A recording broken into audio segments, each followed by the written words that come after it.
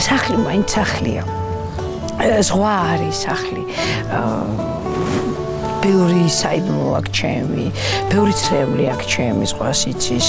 იქ გავიზარდე. აი იქაური სიყვარული, აი როგორ გითხრა, აი სხვაფერი აქ ხეს და მზის ამოსვლაც სხვა არის და ყველაფერი სხვანაირია ჩემთვის.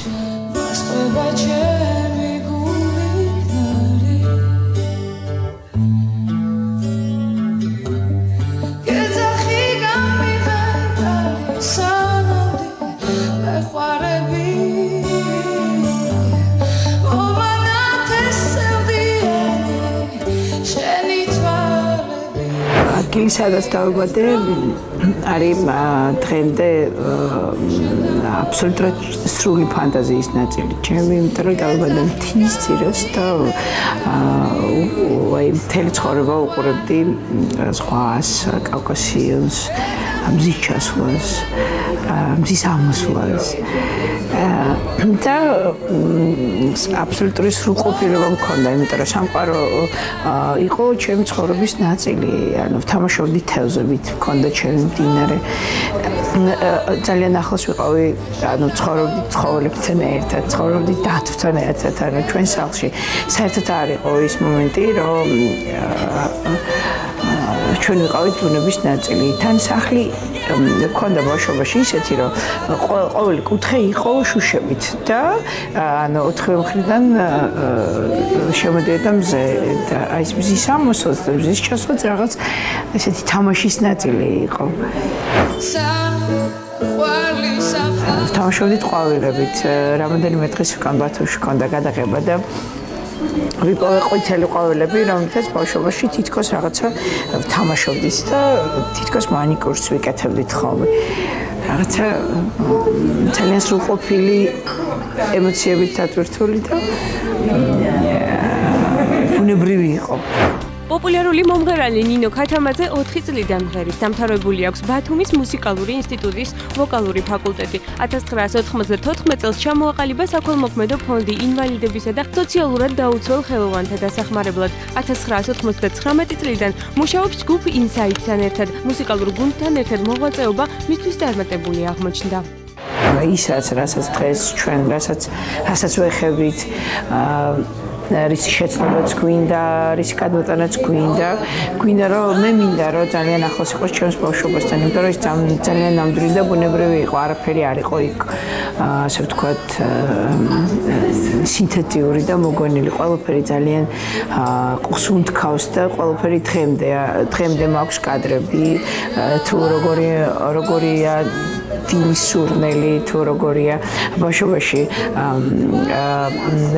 მეზობლად იკრიფებოდა ჩაი და დღემდე მახსოვს თუ აი ყველას ერთად კრიბავდნენ, როგორი სურნელი ჰქონდა, თუ როგორ დახვდოდით, თუ როგორი ტემპერატურა ჰქონდა, გზები, სადაც მიყვარდა სიარული, ეს მანძილი, სადაც მე ჩემი გზები მქონდა ხოლმე, მარშრუტები, აი რაღაცა საოცრების ნაწილია და დღემდე ნამდვილია ჩემთვის შეგრძნებებით. ხშირად ვერ ბრუნდები ფიზიკურად, მაგრამ შიგნით სულ ახლოს ვარ. ხშირად ახლოს ვარ. უფრო მეტიც ვისურვებდი, რომ ჩემი შვილი ამ გარემოში გაიზარდოს. თან ჩვენ ოჯახშიც და ბიძას ნათესავებში მთელი ოჯახი ძალიან ბევრი ნამრავლი, მათი ნამრავლი და ზაფხულობით ვიკრიბებოდით აი ძალიან ბევრი ადამიანი, ბევრი ბავშვები და აი ეს ერთად ყოფნა, ერთმანეთთან ყოფნა, ერთმანეთის სიყვარული ძალიან დიდი ძალაა დღეს და აი რა თვითონ სიყვარულთან კონტექსტში და ურთიერთობებთან ვისურვებდი, რომ ეს ჩემ შვილს ესეთი ბავშვობა გქონდეს ნამდვილად. აი ნახევარი მან. აუ კლასომანას თამაშობდი სულ, კი, კარგად ვთამაშობდი კლასომანას, ხო?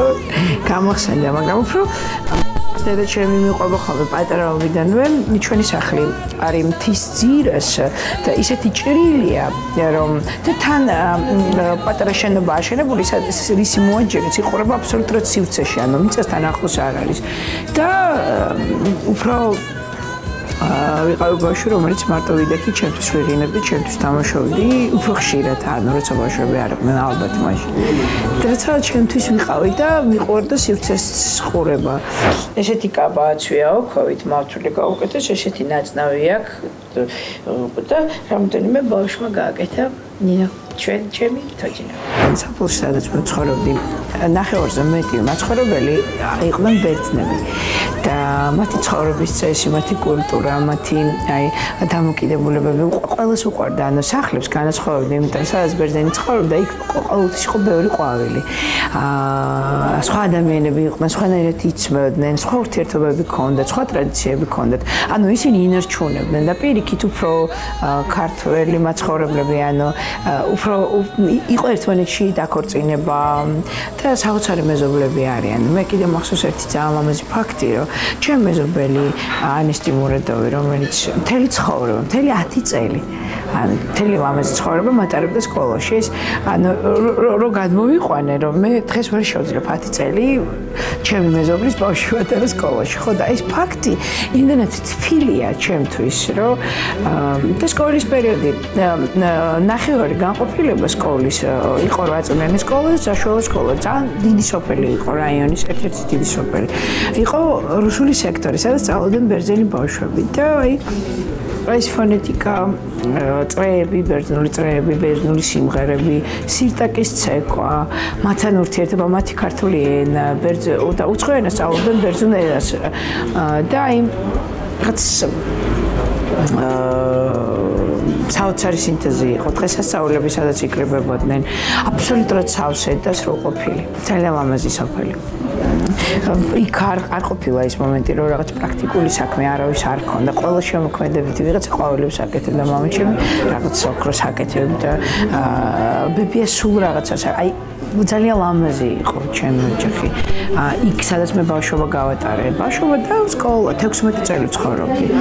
და ბიძაჩემი იყო ის ადამიანი, როცა ჩემი ყველა კაპრიზების და ესეთი გარდატეხის პერიოდიც ბოლომდე მუსიკალურ სასწავლებელშიც თვითონ მე მიყვანა ჩემ მაესტროც, თვითონ გამაჩნო, სულ თვითონ კითხულობდა რას ვაკეთებდი, იმიტომ რომ საკმაოდ ხულიგანი ვიყავი და გამომრიცხეს კიდე ძამის გამო. მუსიკალური პერიოდი დაიწყო უფრო ადრე, ვიდრე სკოლის ასაკამდე, სადღაც 4 წლის ასაკში, უფრო სცენასთან მიახლოვება როცა იხდებოდა. მაგრამ მე სკოლაში ბიძაჩემი, სადაც კი ასწავლიდა, ბევრ ადგილას ასწავლიდა მუსიკას, ყველგან დამატარებდა ხოლმე და ყველგან მღეროდი, ყველა ბავშვებთან, ანუ ადაპტაცია, ადამიანებთან, ანუ სივრცესთან ურთიერთობა ბავშვობიდანვე მომიწია ალბათ და კარგი იყო. მე ვიყავი პატარა დიდი როიალის ფეხთან ვიდექი და ცეკვით უნდა გამოსულიყავი სცენაზე. მახსოვს განათება, მახსოვს რამეცვა, მახსოვს რას ვღეროდი, ვისთან ვღეროდი, ბიძაჩემთან და ნათესავთან ერთად ვღეროდი რაღაცა პოპუს სიმღერების.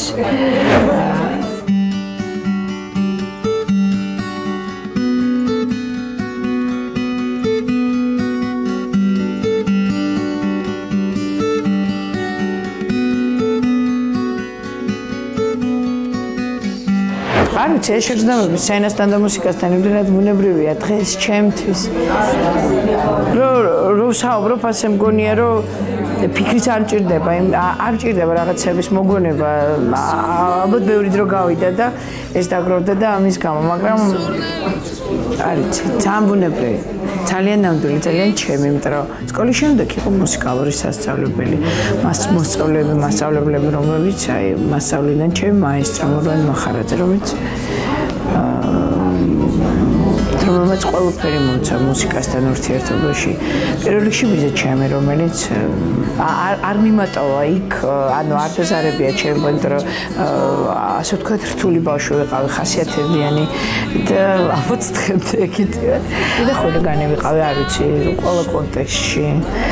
და არა უშავს რა ხდება, სულ მუსიკასთან ვიყავი, არ დამიწყია რაღაცა პროფესიის შესვლაზე ფიქრი, რაღაცები კი პრაქტიკული ფიქრიც ვქონდა, რაღაცები გამეკეთებინა.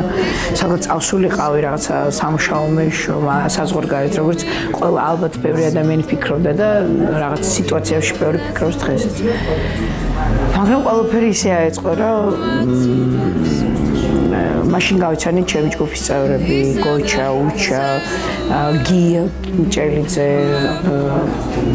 შემდეგ გავიცანით დათუჩა, ნიაზი, ყველა ბიჭები, რომელსაც მე დღეს მეგობრობ, ურთიერთობ, მახარებენ რაღაცა ჩემი მეგობრები არიან. ყველაფერი რაღაც ერთგულების და შრომის ხარჯზეა ეს ხო? მუსიკა ჩემი ადამიანებისგან, ვინც ამას უერთებენ, იმისგან შედგება ჩემი მუსიკალური პორტრეტი და ოჯახური პორტრეტი ჩემი შვილისგან და მეუღლისგან შედგება. სხვა პორტრეტი მე არა.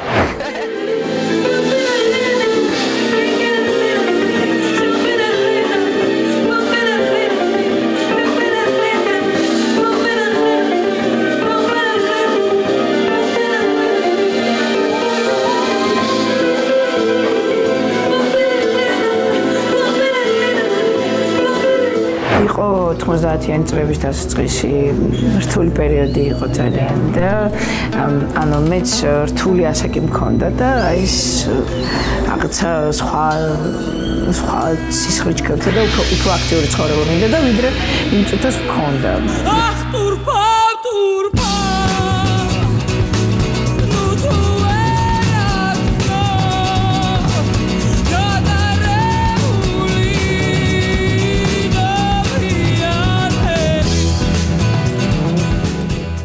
კათამაზეს კვერცხები რამდენი კვერცხი შეიძლება ვიყიდო. მართლა ძალიან ბევრი ეს პატარა შეიკერებია, მართლა ძალიან ბევრი კვერცხებს ვიყიდო, რათა იცი რომ კონცერტებზე პატარა ბავშვები რომ მოდიან ხოლმე და რაღაცა უნდათ რაღაცა. და რომ ჩუქნი ხოლმე და მე დგებიან და ნუ აი რას უკრავენ. შემოქმედება არ ვიცი, ესეთი ხაზია, ან რომელსაც დრო ჭირდება ძალიან იმისთვის რომ განვითარდე, ჩემი აზრით. და აი ეს ხაზი სულ დამყვებოდა, რა თქმა უნდა, იმიტომ რომ იყო მუსიკალური სკოლა, სასწავლებელი, მუსიკალური სასწავლებელი და შემდეგ უბრალოდ ფესტივალი, პირველი ფესტივალი, რომელიც ლადაბურდულმა გააკეთა. მაგრამ უფრო ბიჭები, გოჩა, უჩა და გიორგი, რომელთანაც მე მაშინ ვქნიდი რაღაცებს. ჩვენ აი სული კოცოლებიც, იებიც, ძალიან ბევრი თემები ბათუმში შეიქმნა. მიიღო ბათუმში ფორმა. მაშინ როცა ჩვენ ერთ ჯგუფში წარღვეროდი. ხავს. რომელი? აი იგივე ოლე, სულიკო, ქუჩაში ერთხელ და ასე შემდეგ. იმიტომ რომ ბათუმი პატარა ქალაქი იყო, ბუნებრივია გაგზელება მოყვა თბილისში. მაშინ როცა უბრალოდ ხან ნიაზისთან სტუდიაში, ნიაზი ზოგადად ის ადამიანია, ზოგადად კი ნიაზი ის ადამიანია, სადაც ყოველთვის ქმნის ადგილს, სადაც შეიძლება თავი შეიკრიბო. აი ყოველთვის ვიკრიბებოდით მასთან რაღაცა შემდეგ კონცერტები, ცოტა კონცერტი, ერთი კონცერტი, ორი კონცერტი, სამი კონცერტი. შემდეგ რაღაც მუსიკალში დიდი კონცერტები არ ვიცი. უბრალოდ შემიძლია იმის თქმა, რომ უფრო კარგია რომ იყოს მაგალითად ბაზა, სწავლის საშუალება. ჩვენ აქვე საქართველოში, იმიტომ რომ ის რაც შენ უბრალოდ შენ თვითონ გიწევს ძიება, რა თქმა უნდა ის უფრო მყარია შენია და უფრო გამართლებულია და უფრო აქვს გზა, მაგრამ ძალიან კარგი იქნება რომ შესაძლებელი იყოს განათლების მიღება ზედმეტი, ასე ვთქვათ, სირთულეების გარეშე. რთული საკუთარ თავთან რაღაც ურთიერთობა რთული ეს არ არის. რთული უფრო არის, როცა რაღაცა სიპოვე და გინდა რომ შენ ამას ფორმა მიაღები და გინდა რომ უფრო ხედავდე ანუ სივრცეს ხედავდე ის რასაც პოულობ ამას კონდეს გზა. ანუ იყო საკონცერტო მოღვაწეობა. მაშინ აი სულ რაღაც 10 წლის უკან, უფრო 20 წლის უკან. ცა რთული იყო ამის განვითარება, მაგრამ ვისაც ნამდვილად ჯეროდა იმისი, რომ ნამდვილად ის რასაც აკეთებს თავის საქმე და თავის საყვარელი საქმე, ყველამ შეძლო ამ გზაზე დგომა და ყველამ შეძლო გაგრძელება. როდესაც არის რამოდენიმე ადამიანის გუნდთან საუბარი, ყოველთვის ყველა ადამიანი ასევე სრულყოფილი წევრია. როგორც ჩვენ შემთხვევაშია, მე უბრალოდ ვარ ვოკალი და აიმიტომ იწევს აი ცოტა ცენტრალურ წინ ადგილას დგომა, თორე როდესაც იკრება კონცერტი, აბსოლუტურად სრულყოფილია ყველა. ანუ იმდენად ცოცხალია ეს პროცესი, რომ შენ დამოკიდებული ხარ ყველა მუსიკაზე, თითოეულ ბგერაზე, ისინი გიქმნიან შენ ამ მუსიკოსები გიქმნიან შენ ამ ასე ვთქვათ გამას, მელოდიურ გამას და შენც ერთვები ამ ასე აი ცოცხალი პროცესი ამიტომ არის საინტერესო და პროგრესული, უფრო რომელსაც უფრო განვითარებადია და უფრო ასე ვთქვათ დიდი გზა აქვს და სადაც შეიძლება სვლა. წლის საუკეთესო მომღერალი პრემია ოვაცია, საუკეთესო ავტორ-შემსრულებელი, საუკეთესო ორიგინალური მუსიკა, შოუ-ბიზნესის წლის სახე, საუკეთესო მომღერალი პრემია ოძელა, ქართულ ხელოვნებაში შეტანილი წვლილისთვის. გამოცემული აქვს 7 ალბომი, მუშაობს ფილმების მუსიკალურ მხარეზე. შეიძლება არსებობდეს უამრავი მელოდია, მაგრამ ამას არ ქონდეს სიახლის პრეტენზია. შესაბამისად, მუსიკაში იცვლება ჟღერადობა, იცვლება ან ენერგეტიკა, იცვლება ან ფორმა, ან ემატება ტექსტი, ან კიდე რაღაცა იცვლის სხვადასხვა ფორმებს. ჩვენ შემთხვევაში საკმაოდ ბევრი პერიოდი გავიდა იმისთვის, რომ რაღაცა მიგვეცვა საკუთარი თავისთვის იმის უფლება, რომ გვეთქვა, რომ მოდი ჩავწეროთ ალბომი, თუნდაც იმიტომ, რომ ჩვენ ვართ რაღაც არა ვართ უპასუხისმგებლო ადამიანები ჩვენი მუსიკის, ჩვენი არჩევანის წინაშე და პირველ რიგში მსმენელის წინაშე.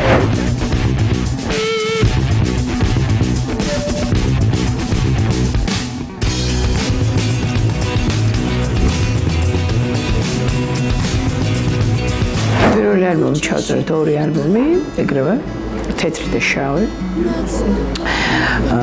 და რომ ეს იყო შავ ალბომში შევიდა სადღაც 10 კომპოზიცია და თეთრ ალბომშიც ასევე 10 კომპოზიცია. თეთრი ალბომი გავაკეთეთ ელექტრონული ალბომი, რომლის არანჟირებაც გავაკეთა გიძოძოაშვილმა. აი ჩვენი ყოველთვის საყვარელი ალბომია. დიდი სამონებით, დიდი სიხარულით გავაკეთებდით კიდევ ერთ ალბომს გოგისთან ერთად. და საინტერესო ის იყო, რომ ამ ალბომს ჩვეულებრივად ერქვა ნინო